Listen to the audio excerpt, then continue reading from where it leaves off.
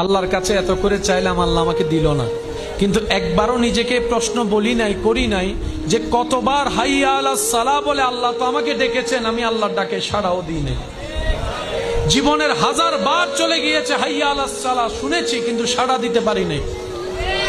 কতবার আল্লাহ পাক বলেছে বান্দা আমাকে ডাক, আমি তো ডাকিনি। বান্দা এটা কর, আমি তো করিনি।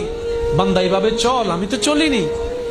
এইরকম 1000টা আদেশ অমান্য করার পরও যেই রব দয়া বন্ধ করে নেই, রিজিক বন্ধ করে নেই, রহমত বন্ধ করে নেই, তিনি আমাদের রহমান রহিম। সুবহানাল্লাহ। তো মুমিন বান্দারা আফসোস করে না, আপত্তি করে না, ওনারা অপেক্ষা করে রবের হুকুমের। ওই রবের হুকুম আসা পর্যন্ত অপেক্ষা করার মাঝখানে যে রাস্তা, এটার নামে সবর, এটার নামে ধৈর্য। বলেন না সুবহানাল্লাহ।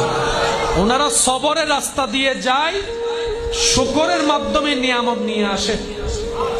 সেজন্য আল্লাহ তাআলার প্রিয় বান্দা যারা হয়েছেন, হবেন, সবাইকে কষ্টের ভিতরে যেতে হয়। এটাই বিধান, এটাই নিয়ম। এখান থেকে বাঁচার কোনো সুযোগ